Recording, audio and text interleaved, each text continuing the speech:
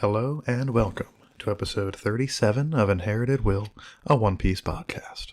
A weekly podcast discussing each week's manga chapter and a reread of past chapters. My name is Thomas. And I'm Jordan. Now, this week I am recovering from a lost voice, which is why the episode is late, so you'll have to forgive me if I cut out a bit from here and there.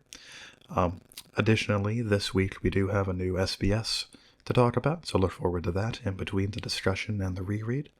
But with all that out of the way, we'll be jumping into chapter 1034, then later chapters 422 through 429.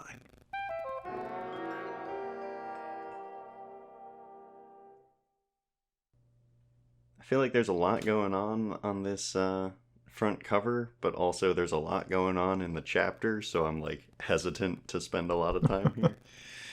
I mean, we got Usopp winning prizes. I assume he's going to give that year's worth of juice to the crying child. Yeah, probably spread it out between a few of the children. It looks like one of them has a lump on their head. Which one is that? I don't see it. Right by the handle. Yeah. Do you think that a wolf guy bonked him on the head with that gun? I was thinking more the bull guy. He looks more angry, where the wolf guy is focused on the incredible shot Usopp made. That's true. And Usopp is also wearing the mask of the swordsmith guy from Demon Slayer. Yeah, I love that. I don't know if that has a meaning in a certain culture or anything, but it is delightful. I know the Demon Slayer anime just started back up this past week. Maybe it's just in honor of that, maybe. Okay. I have been saying I need to get back into that, so maybe this is a sign. We'll see. Takes us into the chapter for real. Notably titled Sanji versus Queen. I'm sure there will be no opinions being flown around this time round. No, we're safe. We're good. We start out pretty much in that fight on the outskirts of it, basically. In the Skull Dome, the Pleasure Hall, where the fight between Sanji and Queen is sploding all back there. The courtesans that were notable a few chapters back are alarmed by this, understandably so, and they want to get the heck out of there, but oh no. Osome, the one that we thought had gotten bopped by Sanji a few chapters ago, can't find Chuji. Can't leave without Chuji. But they're gonna try and go on out of there anyway, it seems. Most of them. Poor Chuji. Mm-hmm. It's rough being a small mouse on a terrible, terrible battlefield with superpowers. Yeah, you'd think you could hide, but there's so much destruction that there's just no nooks and crannies left. Poor guy. I think he'll be alright, though. Then we check in with Momonosuke on the outside. He appears to have given up on the producing his own flame clouds operation that he was going for before, and has just grabbed hold of Kaido's existing flame clouds. What he says here, he says, I might not be able to push the island back up, but if I can stop the fall, the worst can be avoided. But what it looks like he's doing is just pulling the island back the other way, or trying to. How is tugging on this going to stop it from falling? Yeah, I mean, it does feel like he should be trying to tug up more, right? It almost looks like he's trying to make it crash before it hits the flower capital. You mean pull it down and maybe have a gentle landing? Yeah, just change the trajectory at least so it would minimize the damage. Because the angle just doesn't make sense otherwise. Maybe I'm reading into that too much, but yeah, I would certainly be dragging it up to try to make it soar over the flower capital and then land a bit more gently, right? Indeed, but judging from page 1, it doesn't appear that that's what he's doing. But he says, I won't let it fall. So that has to be part of his plan. Maybe it's a bad angle. Maybe Onigashima itself is on an angle, so he's actually pulling it up. Maybe. Unclear. Maybe the camera that this panel is in is just tilted a little bit. Right, exactly. Who knows? I'm sure Momonosuke has a really good plan, though. He wouldn't fuck this up. Then we pop back into what is the remainder of this chapter, the Sanji versus Queen confrontation. Before that, I guess we do check in with some randos outside for some reason, but they don't have anything to do with this chapter. It's just to set the scene, I guess. I guess, but that's back on the performance floor, and then we immediately cut to the pleasure hall again. That is the performance floor. You're right. Yeah, actually, I don't. Yeah, not sure what the point of that is. Just to take up space, perhaps. I don't know. Yeah. But point is, Queen is shooting laser beams from his eyes, just like what Ichigi can do. We saw him using that move way back on Whole Cake Island all those years ago. Sanji is alarmed by this. Then he follows it up with a Henry Queen. Same technique as what Niji used in that same arc. Wouldn't you know it? This guy has all the Vinsmoke powers, it seems. It's pretty bonkers. I do like...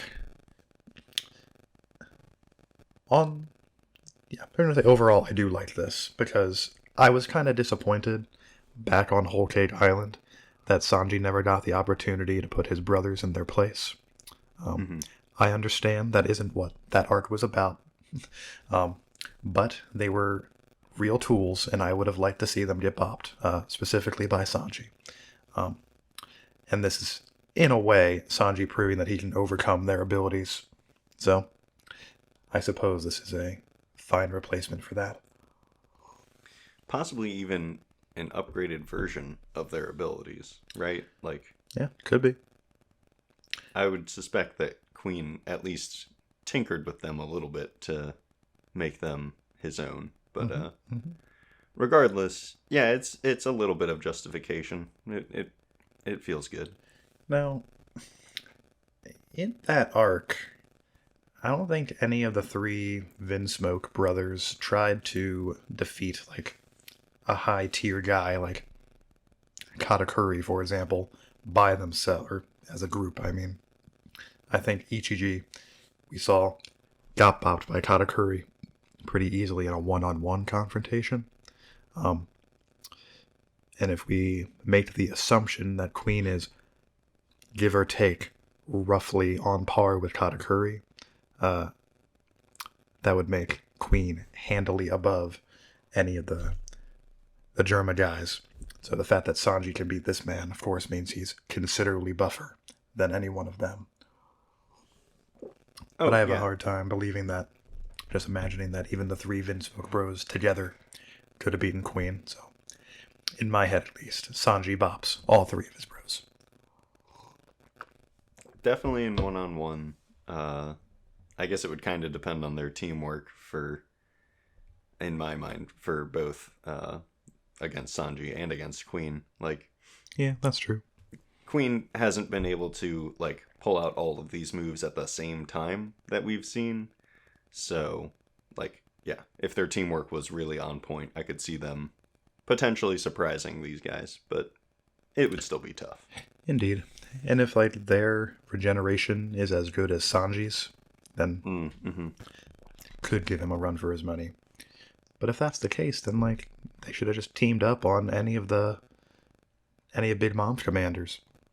I don't know. I guess they had other priorities at the time. Being jerks.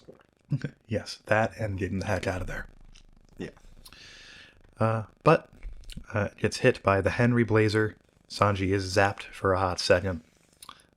Queen clarifies, indeed, he is using Germa double sits moves. He was hoping to break them out after he transformed, just to kind of prove that his stuff is better than Judge's. Even though it's still kind of an unfair fight. Queen has at least 3 of the Vinsmoke, well, 4 of them, because he has Sanji's powers too, we find out later. But he's using multiple Germa abilities against Sanji's, just the one, so that doesn't really seem to prove anything. Queen, but, you know. Yeah. It's what's Yeah, happening in his mind that really counts to him, I suppose. I guess so. I mean, Sanji does have his own kit on top of the Germa powers, so like it's slightly more fair, but it's definitely still one-sided. Indeed. Silly Queen. Silly Dino Man.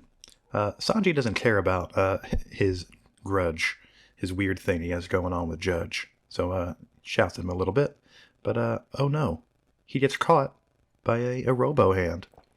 Then he shows off perhaps the strangest ability out of the four Vinsmoke brothers. The winch abilities of Yonji crashes him into a wall and does a fun flippy dip, smashing him into still more walls.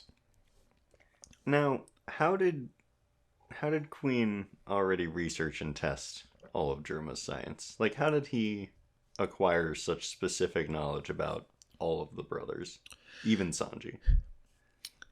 You know, in the case of like Ichiji, Niji, and Yonji, I can see like Kaido or whoever having like informants around because Germa's fairly public. They go around and like act as mercenaries, basically. So I could see like information about them being out there. But in terms of like what actually is in their tech, I don't know how he would have gotten access to that information. So my best guess is that he just has like general intel on what they can do and recreated them in his own way. Like he Okay. knows that like Ichiji can shoot lasers, so he built his own laser. I can't imagine a robo arm is especially complex for someone such as Queen. And like a zappy head, I mean, that's all theoretically fairly simple things as far as Queen is concerned. That's true. That's true. I guess yeah. The testing could just be testing his versions of it. As for the But invisibility, yeah, I was gonna no say, how idea. do you explain Sanji? Now, Nothing.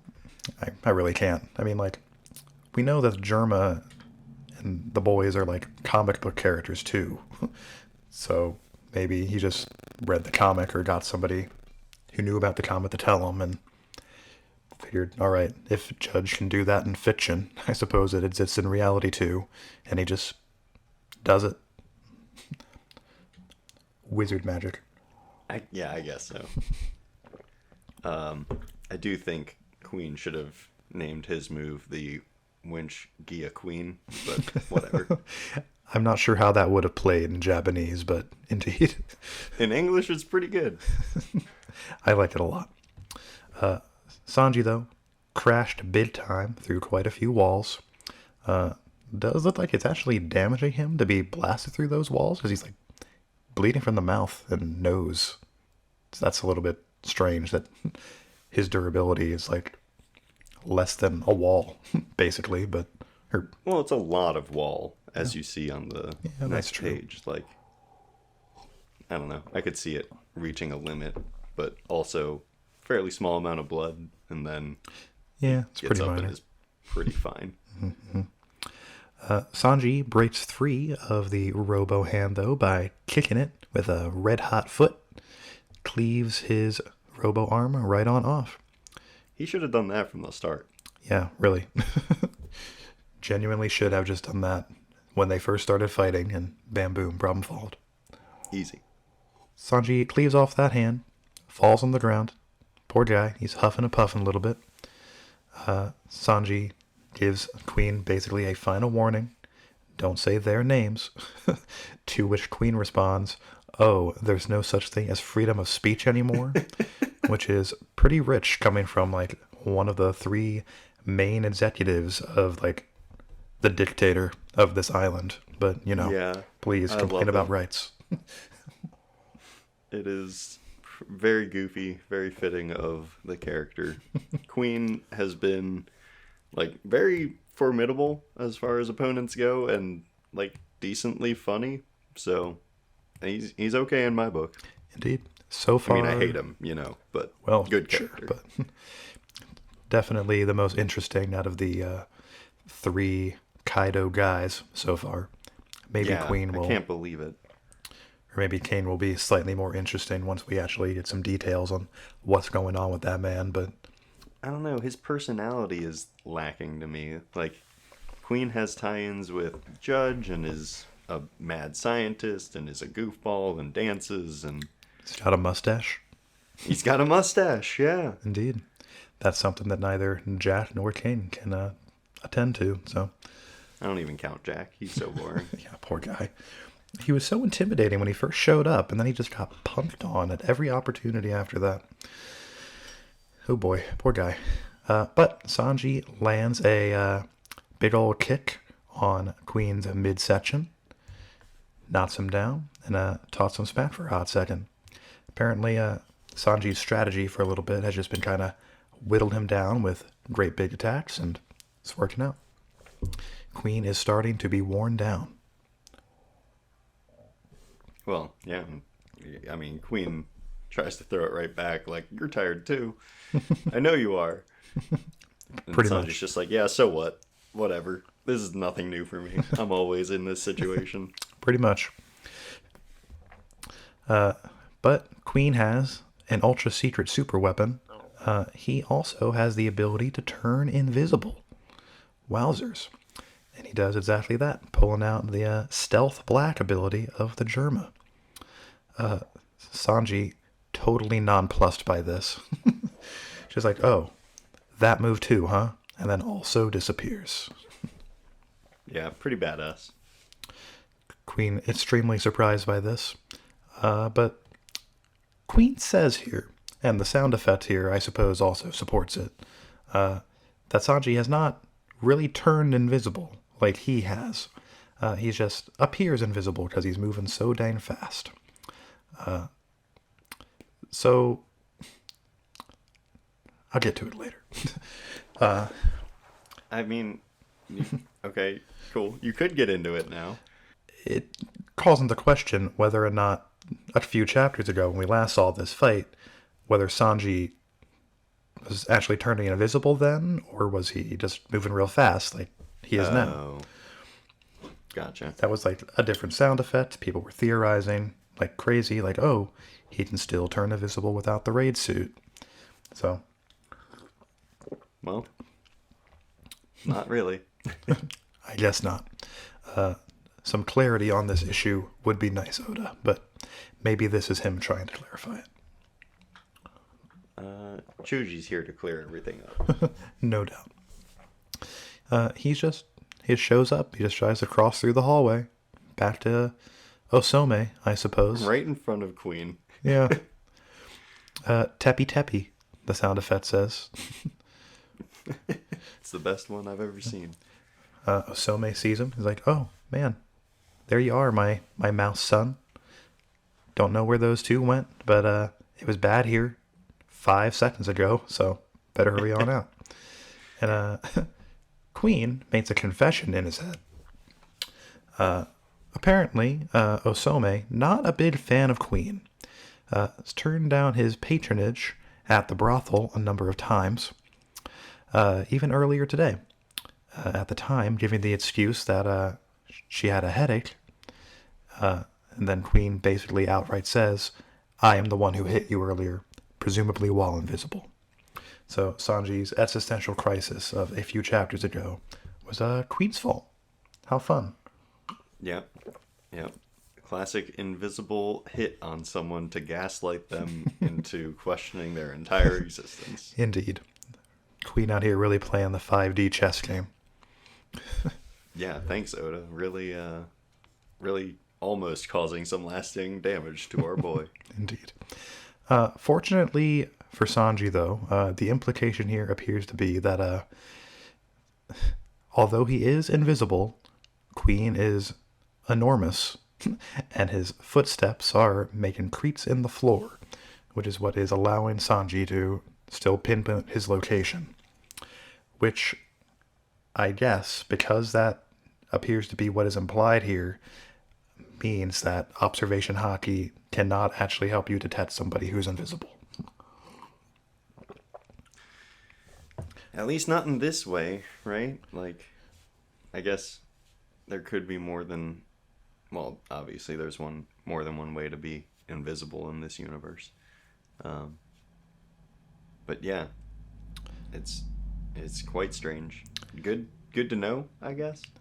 I suppose. I mean, it certainly means that sheer usability is not totally useless against like higher tier enemies, which is nice. But if either of the two ways to become invisible, whether that be Queen's technology or devil fruit related, if either of those two things was going to be able to be detected via hockey, I would think it would be the tech-based one. But, here we are. Again, I assume because this implication is here that it makes it so. So, Sanji, floating above our cast here, going through some stuff in his head. He's like, all right, what did I gain? I've got an exoskeleton now, additional muscles, speed, all of which are good for my strength. If I add armament hockey on top of that, my legs are even tougher, so I can put out even hotter flames. And then he goes into a new upgraded form of Diable Jamba, the Ifrit Jamba. It appears to be like Spartan. That's very fun. Very pretty. Yeah, this'll be probably phenomenal in the anime, right? Oh, no doubt. I'm really looking forward to pretty much all these fights with how the quality of the like key moments in the anime have been recently. Yeah, I've seen a lot of good clips out there. I also really like that this seems to imply that if Sanji had wanted to, he could have already gone this hot. But ever since Sanji has gotten his fire powers, it's kind of been a weakness for him. That his attacks kind of damage himself. Like in Thriller Bark, I believe it is, he says something to the effect of, oh no, if I use Diable Jamba one more time, I like burn my legs off or whatever. Something to that effect. Something close to that. Sanji pretty frequently has an issue of like kicking somebody that's really hard, and his legs can't like stand up to the stress of his own attack, and the additional durability is helping out with that long-standing weakness. Yeah, it's an upgrade that makes sense, and I'm happy with. Sanji though, going in, he's like faster acceleration, heavier weight, and then I guess he just like figures it out. I mean, he can't literally see Queen there like going after Osome like we can.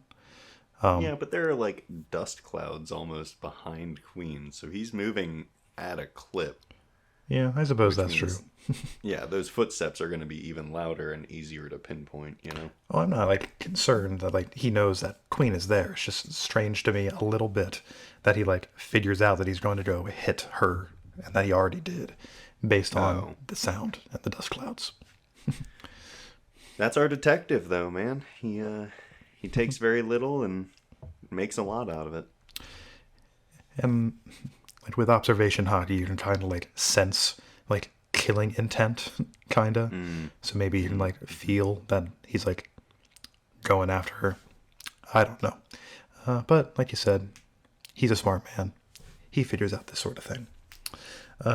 Lands a neck blow on poor Queen, sending his big dumb head going into the ground. Bloodies him up a fair amount. And then he goes in for a classic Sanji combo. Hits him a whole bunch in a variety of places with his new Ifrit Jambe upgrade. Then finally lands what appears to be the final blow. And my French is non-existent, but Boef burst. Boof. Boof burst. I think that's beef burst, maybe? Maybe. I suppose I could have looked this up prior to this, but silly if true. That's French for you. Pretty much. Well, just like, I don't care about the actual word in French, but just that the Sanji would call his attack a beef burst is very on par for Sanji, but still very silly. Yeah, that's beef. I just checked it. That is beef burst. Good work, Sanji.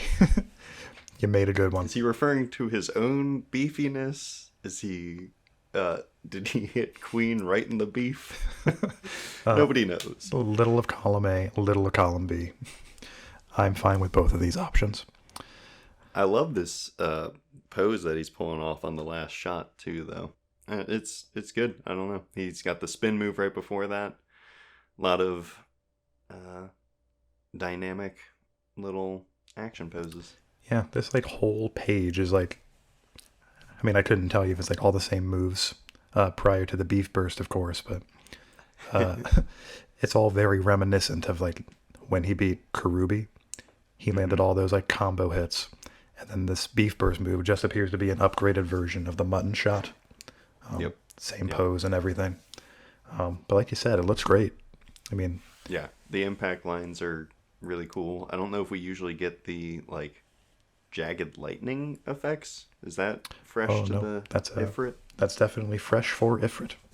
Okay, yeah. And there are all these, like, straight lines coming off of Queen just to show that he's moving pretty fucking fast. Indeed.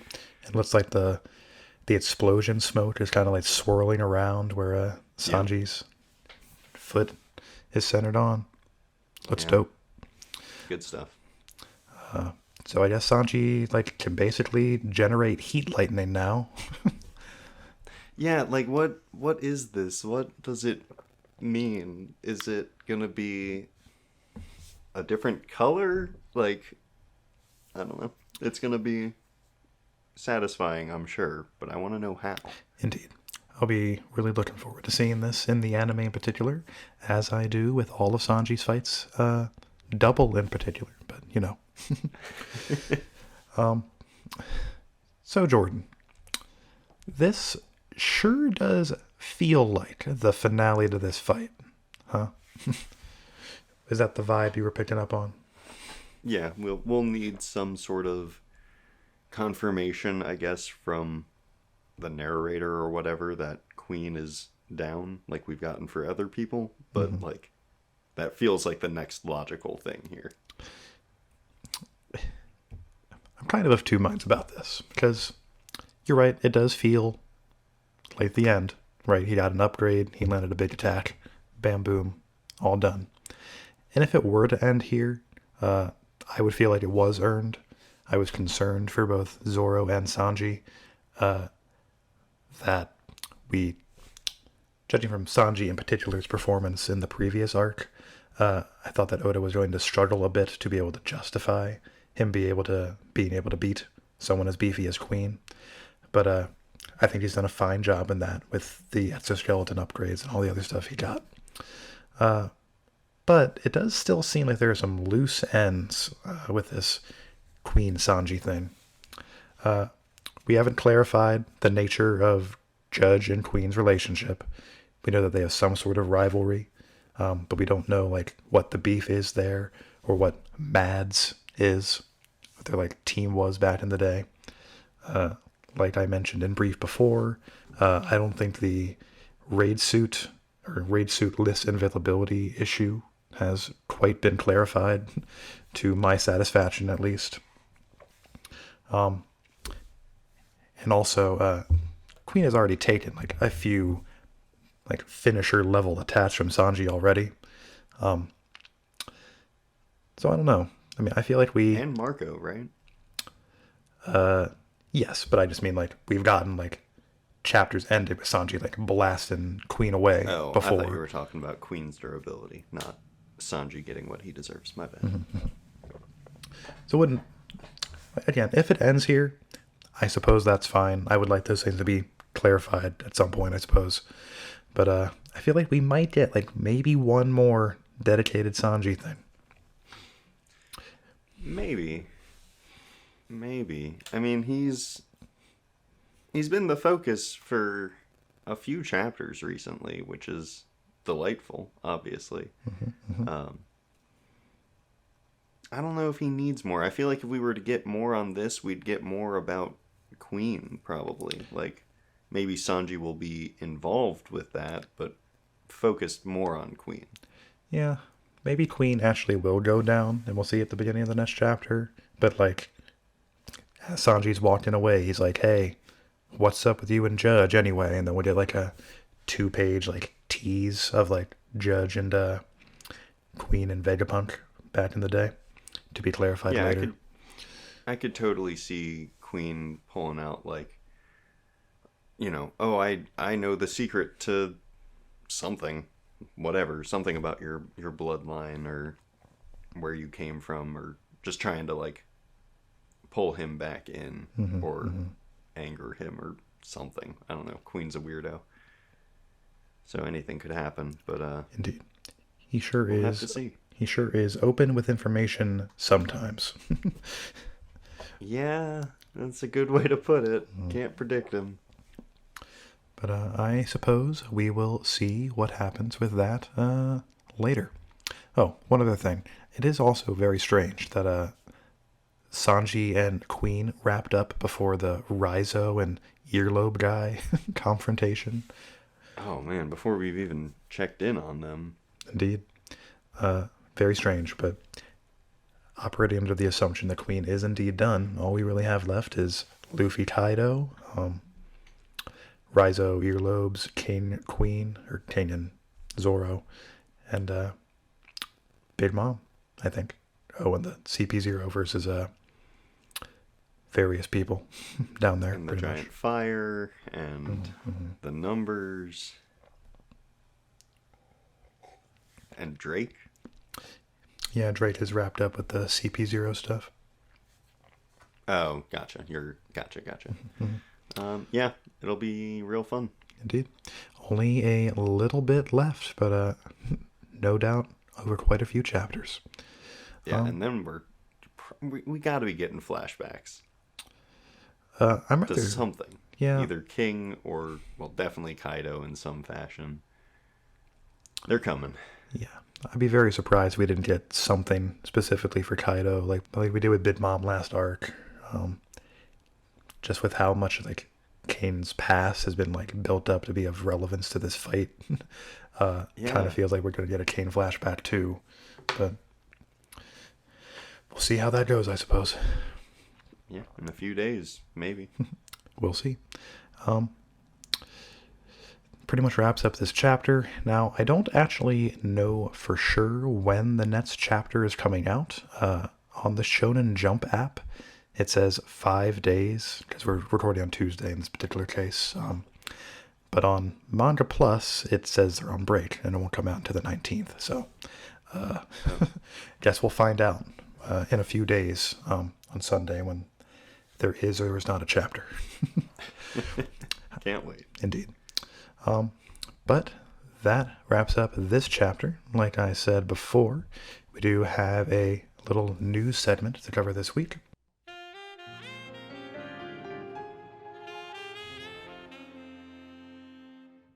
Bring it on. News me. You got it, Buster. This past week, volume 101 of the manga released in Japan, and with it, a new set of SBS questions to discuss. As always, we're not going to be discussing every single item, just the basically just one in this case that I deemed important. But as always, I will include a link in the description to the Library of Ohara, where Arthur has detailed everything out with a full translation. So there's only one particularly notable thing this time, and boy howdy did I find it irritating. The names of those 3 samurai from the Yamato flashback have been revealed. They are Shimotsuki Ushimaru, the Zoro lookalike, Fugatsu Omusubi, the chubbier of the 3, and Uzuki Tempura, the thin man with the thin mustache. These 3 are the daimyo of 3 different regions on Wano, and they rose up against Orochi after Odin died. That's all well and good, but Oda goes on to clarify that Shimotsuki Ushimaru is not Zoro's father, and that he is undecided whether or not he intends to include Ushimaru's lineage in the story at all. Which begs the question, of course, if he is not Zoro's dad, why on earth do they look literally identical? Right? Maybe he's his grandfather. Maybe. or uncle, I mean, or could be. I mean, I've never known like an uncle to look that similar to their nephew, but maybe he's twins with Zoro's dad. you know, you got me there. That would be Oda levels of just like, yeah, fuck you guys. That would be Oda basically saying he's basically his dad. You can think of him like that in like like a vague sense, but I don't want to tell you that. So, Yeah. oh boy. But at the same time, it would not be the first time that like a literal doppelganger like existed in a One Piece. Because there's the whole Kuina Tashigi situation. Yeah. So I don't know. That's a little weird, Oda. I sure don't want you to not clarify this ever, because I'm gonna worry about it for all time. Yeah, it's also weird that he did draw attention to it, but still left it like kind of vague. Yeah, It's disturbing. I don't know why you did this, Oda. yeah. I grow more and more distressed by this with each passing day, but here we are, I suppose. And then I didn't prepare a picture of this for you, Jordan, but I'll send it to you later. The only other kind of interesting thing is that Oda also reveals what Killer would have looked like if his smile fruit hadn't been a dud. He's a true freak of nature, so Oh boy. I'm gonna paint the scene for you. Please, give me a word picture.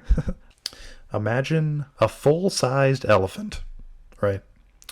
Like on the tip of its trunk is Killer's head, right?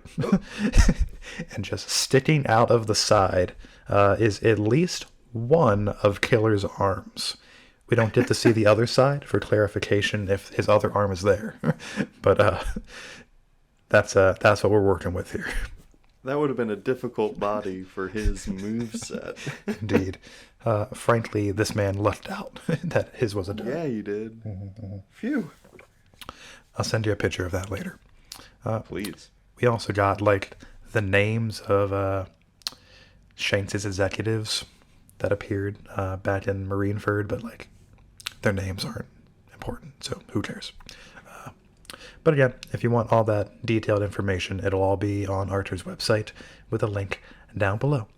And that takes us into the reread segment.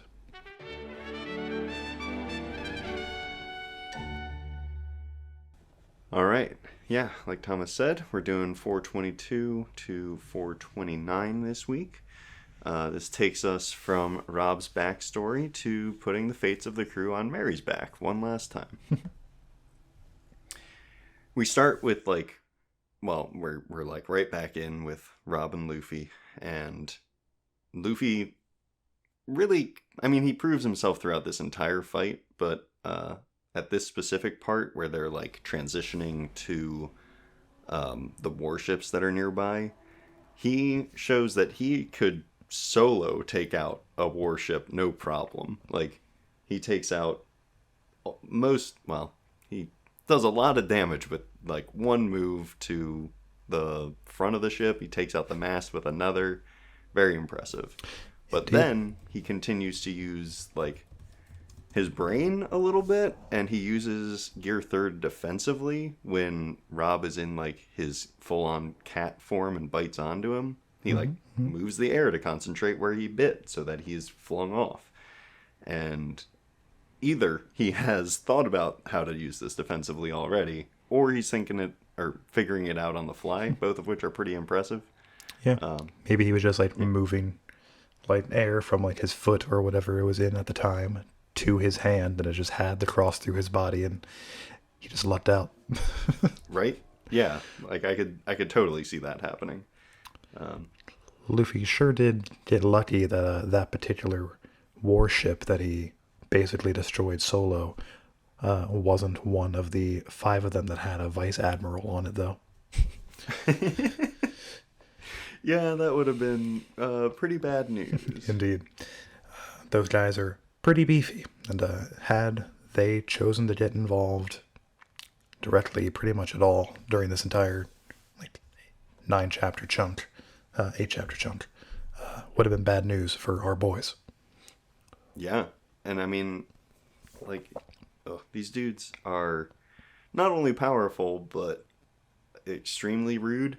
Like, specifically, the one vice admiral that ordered the, I guess, part of the Buster Call strike on their own ship that had 1,000 soldiers on it. Like, Yeah, Oni Gumo sure is a scumbag, isn't he? he's the Dude's worst. been It's taking lessons awful. from Akainu, I guess. Yeah, and Spandam, I don't know. Mm-hmm. They're all uh, of a feather. But then we get to see some of Frankie's personal growth when he stops Funkfried from hitting Robin on the bridge of hesitation.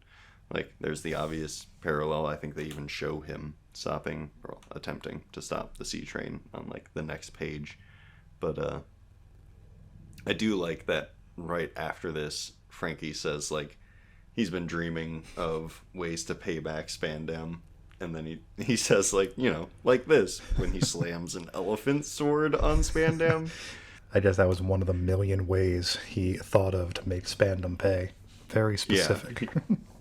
he had a lot of time on his hands, so he could get into the nitty gritty. There's a very special level of catharsis given when you take your number one enemy, the man who made your life hell and killed your father figure, and smash him with an elephant.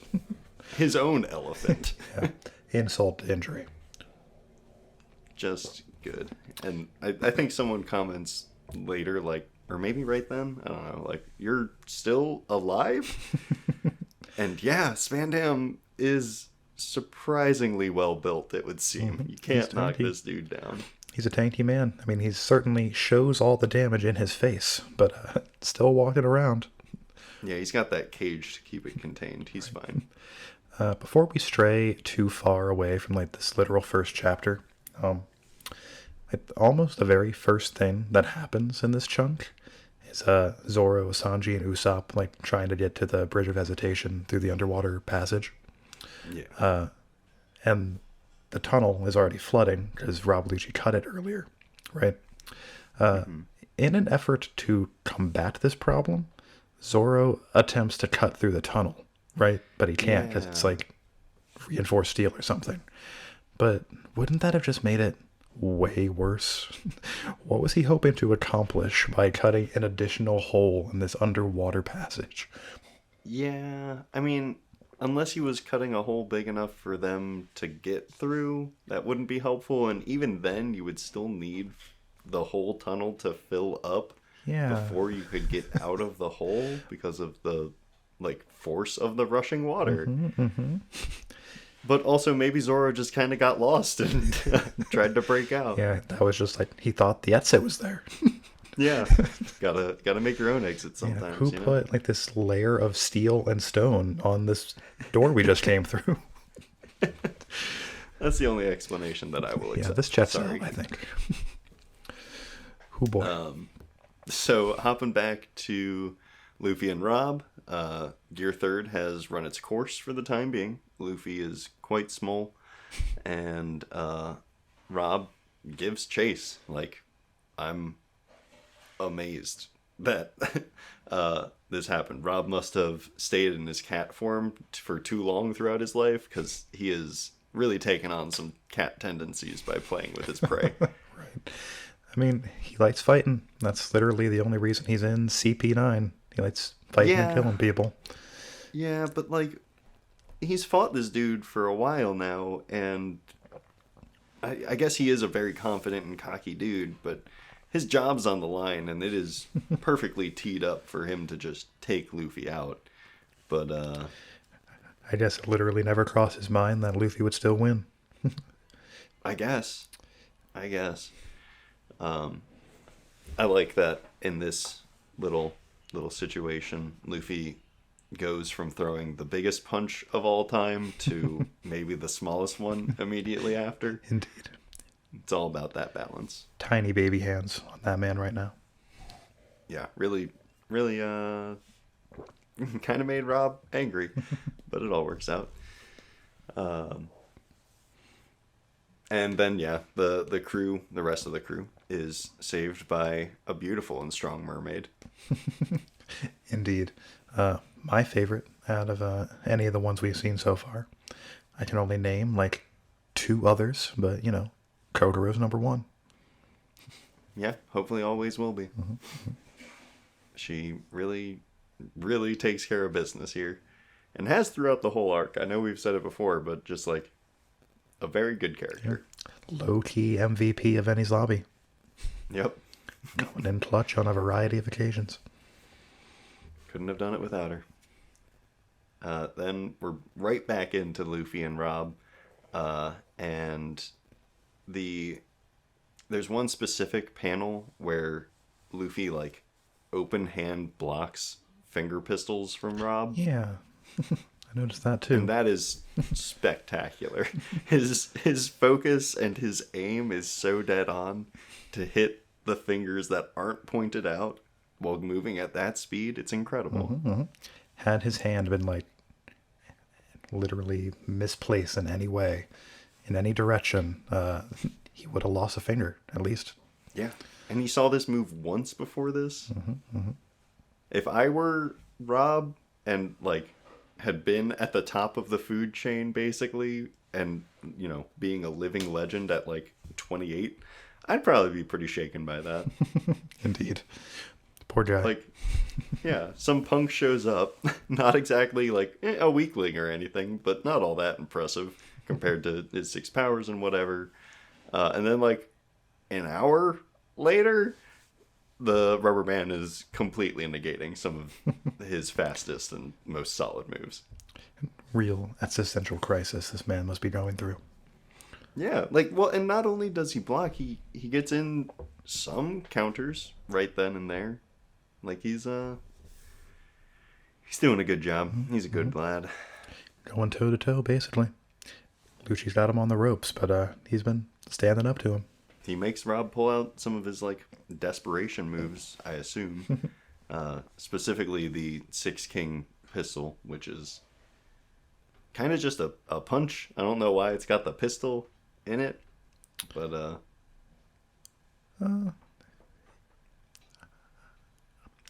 don't really know either. I mean, like, Luffy describes it as like very similar to like an impact dial, and it does seem to have like some range on it. Like, he puts his fist up there and it's like a shockwave of sorts, was the vibe I was getting. Yeah, it's just strange that it would be a pistol when they've already got the finger pistol move and it doesn't incorporate the same stuff necessarily. It's a mystery. Yeah. Regardless, it does a number on Luffy a number of times. Oh, yes. He's spitting up more blood than I thought he had left in his body at this point, but he keeps on kicking. It just responds really fast. Not a big deal. It's the only thing that makes sense. When he uses gear second to speed up his blood flow, it also like speeds up the like creation of blood cells. So there you go. Mystery solved. Perfect. Yeah, I don't know. I think part of the reason that this fight is like particularly spicy is that Luffy has pulled out 2 basically brand new power-ups, and he's still just always hanging on by a thread. For every boost that Luffy gets, Rob has like a very effective counter on standby. It really shows that Rob has been brutally taking down people, and like people like Luffy almost for most of his life. He's just so comfortable in most battle situations. And yeah, his confidence and cockiness, like it's warranted up to a point, I guess. Indeed.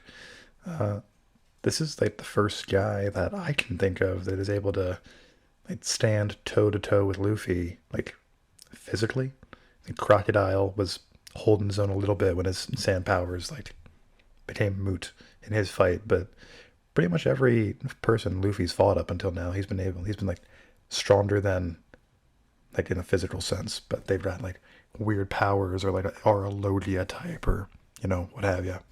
But Rob Lucci's stats appear to outclass Luffy in every way, and that's an unusual opponent for him.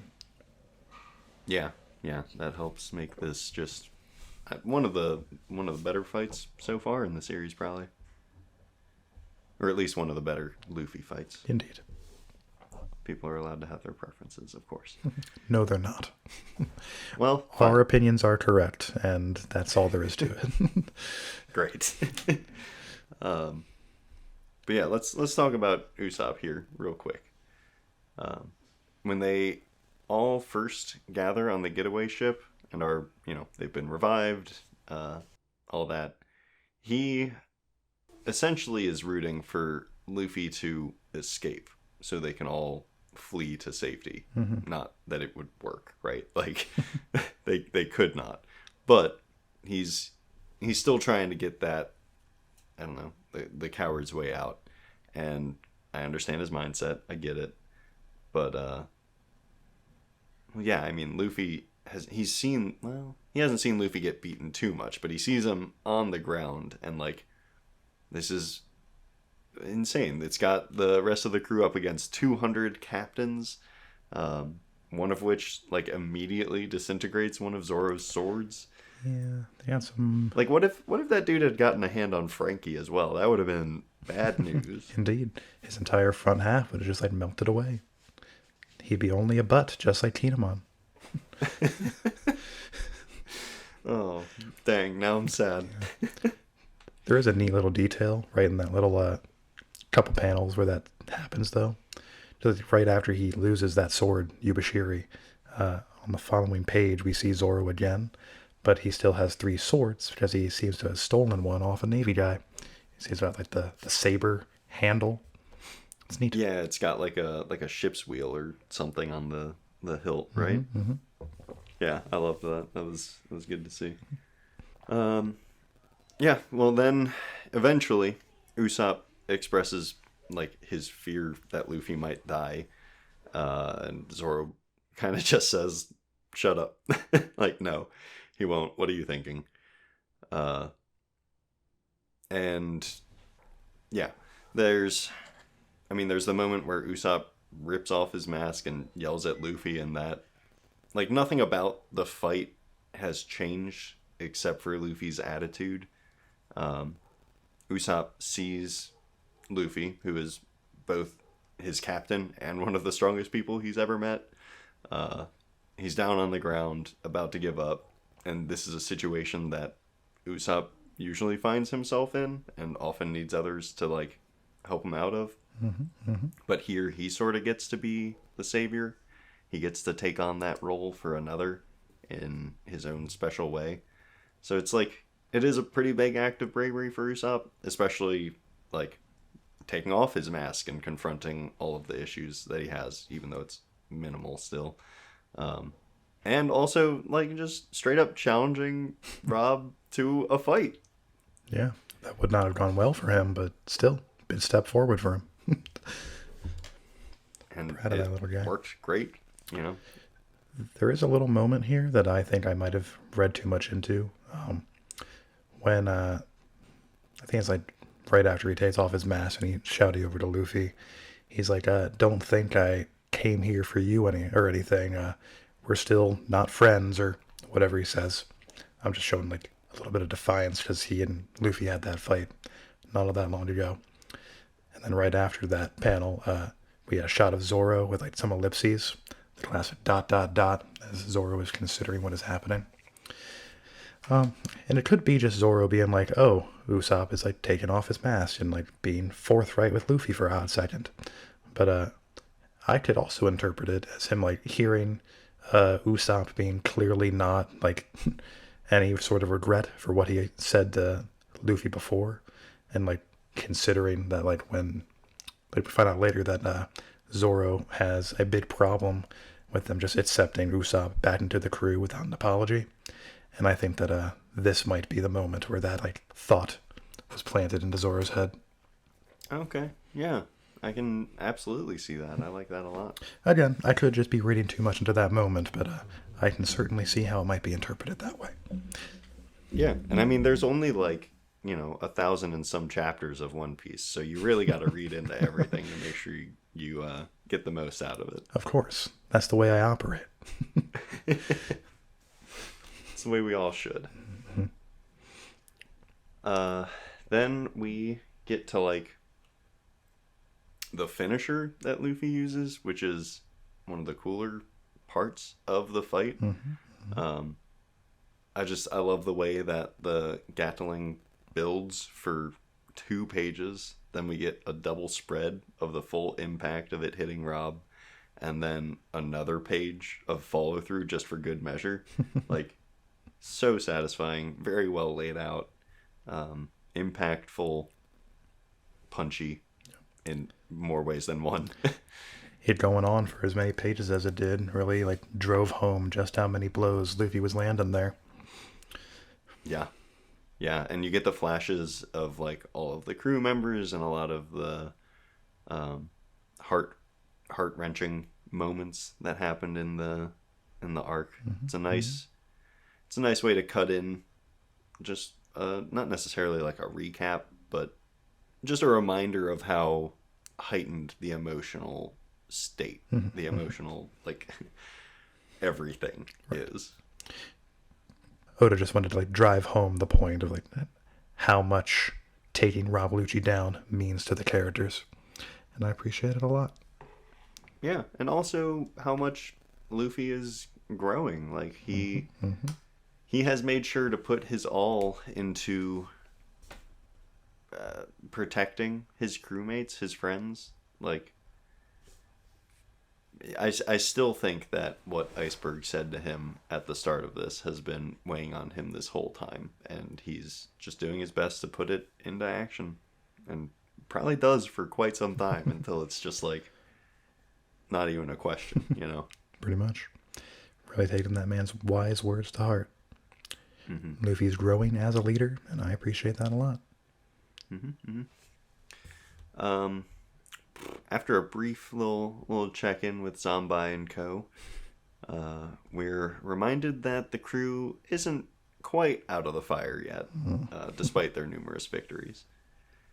All seems lost until the infamous 8th, maybe 9th crew member returns. I don't know. But yeah, the Mary is back. Luffy can't move, so he has to rely on, Robin specifically to get him down there. But they all hop from their treacherous little landing points, and I think Kokoro saves some of them yet again, which is very important. Indeed, quite a few of those devil fruit users landed in the water, so a rough time. And I think Chopper still can barely move at this point, so yeah, he's double screwed. Poor Choppy. And then almost immediately, there's a very cute moment where Luffy wants to thank Robin for helping him get off of the last support that he was on, but she stops him before he can and instead thanks everyone. And it's just like, yep, that's a good little button here. Yeah, I like that a lot. And then, in order to actually escape from the warships around them, every team member does their part in their own way to get out pretty dang efficiently. It's a little odd that Luffy, Zoro, and Sanji's part is just reflecting some of the cannonballs back, but they're tired. Indeed. And like Sanji's part was also like closing the gates of justice, but yes, he Zoro and definitely Luffy's contributed. Zoro and Luffy's contribution tenuous at best for sure. Yeah, Nami's navigating, reading the whirlpool. Chopper can move again, gets big to steer. We get the coup de vent. I don't know if Robin clutches Spandam, which is the most important of all. Oh, yes. And Usopp does the smoke screen. So it's a delightful little rundown. Everybody's helping. Now that they're all back together for the first time in a long time. Robin's been missing since like immediately when they got back from, or when they first arrived on Water 7. Yeah, I don't know what chapter that was, but Chapter 2. It's been a few. There we go. So that's all I got for this chunk here. I mean, there's a few other things that happen. There's stuff that I missed, I'm sure. Galila shows up. That's fun. But really, I've got one question that I want to ask. Well, unless you have anything on the actual content. Um, the only other thing I had was just like how badly the Navy underestimated the Straw Hats in this particular situation. Because I know they sent like 200 like load down smoker level guys after them, but had any of the five vice admirals that were there gotten involved directly, uh, they would have been done. Like those guys are, I mean, they're it's a hefty step below, but they are the step below the admirals, and Yeah. every one of them knows hockey. At least one of them. I only remember two of them by name, but that Onigumo guy has a devil fruit power. Um, Mamonga, one of the other ones with the mustache, has been proven to be very strong, and they're all notable beefers. And I don't think Luffy and Co. could have beaten them at full power, and certainly not when as weakened as they were. Definitely not. Absolutely no way. But I guess it never crossed their minds that a relative newbie to the first half of the Grand Line, like Luffy, could have beaten Rob Lucci. And I guess they thought their army of 200 smokers would have that covered. I could also see Spandam being like, don't engage. This is my thing. Like, I need the glory for this. So if you even attempt to move in, like, whatever, I'll pull. Not rank, but he's I like sure in will be charge of. annoying at you. Yes. But like this is his mission, and Well, maybe he shouldn't no, have fucked it up. they're more powerful than CP9. Like the vice admirals could take out Rob no problem. I would think so. Yeah, I don't know. It is weird. But aside from that, that was pretty much all I had. All right. So, how many years of his life do you think Luffy burned through in the fight with Rob? Just in this fight, I mean, he used Gear Yeah, Second. like when where he's unlocked it, he doesn't really like know about the side effects as much as we do now. But like he used it pretty heavily here at the start, possibly less efficiently than he does down the line because he had just learned it. Yeah. Like how much do you think this is actually backfiring on your boy? I certainly don't have any specific number guesses, but several years, I would think at the very least. I mean, Luffy, Yeah. it's like you said. I mean, I would think that this particular use of it, it's like literally the first time he's using it, so he's probably shaving the most time in this chunk. Right. He seems to have a pretty good grasp of it. It doesn't even really have to like do the lathe thing at all, like post time skip. So I'd imagine That's true. We see him like move his arm to the side and initiate it, I think. So I'd imagine by then he's like that's like maximum efficiency with it. And I don't know. I really don't know because like Luffy's only 19 years old or something, 17 I think. So he's got a fair chunk of life left in him. So I don't. We also don't really know what life expectancy is in One Piece. We know people stay very powerful for a long time, but we don't know general lifespan. General lifespan, certainly not. Giants, we know, are going to be like 300 years old, no problem. Dr. Kureha is like 140, but she's like a bit of an odd case for sure. Yeah. Big Mom is considered to be pretty old, and I think she's like 70s, I want to say. Yeah. But Big Mom is also an odd case because we know she can burn through her lifespan with her power. Yeah. Whitebeard was old, but his main like deteriorating factor was his illness. Kaido's old too, and he seems to be doing fine. But point was that Luffy already has like a fair chunk of life left in him, so I wouldn't think that this like life burning ability of his is going to be like any immediate problem. No, I wouldn't think so either. I don't think he's going to like die due to this by the end of the story, for example. Well, I don't know. I saw another possibly crazy theory out there. correct me if I'm wrong, but didn't Roger die from a blood disease? Or didn't he have a blood disease?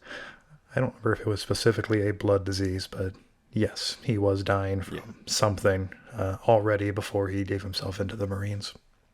Yeah. So I saw someone theorize that that Roger had the same devil fruit and was using the same power, and using Gear Second over his lifetime basically created this disease in him.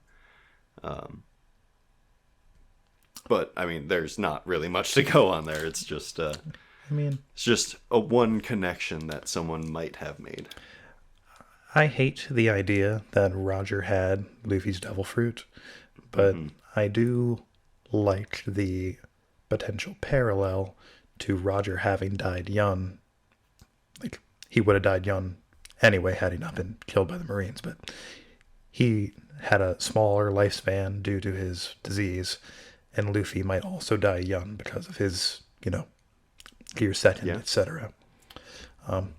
And Luffy also goes on to cut his lifespan in different ways a few more times. Right. With Ivankov. All those hormones jabbed into his body, and with I think he had to burn through some additional time just to survive the poison from Ivankov too. Yeah. A whole mess, but we'll see. That would be I don't know, if the average lifespan is 80 in One Piece, and Luffy dies at 30 because he's been shaving through his life that way, that's 50 years. Oh, that would be so much. Yeah. I think you could make it to 45, 50. That's still a lot. 30 years? 30 years. I mean, I was roughballing it here, and I think he could have burned between 5 and 10 in this first fight alone. Oofa-doofa.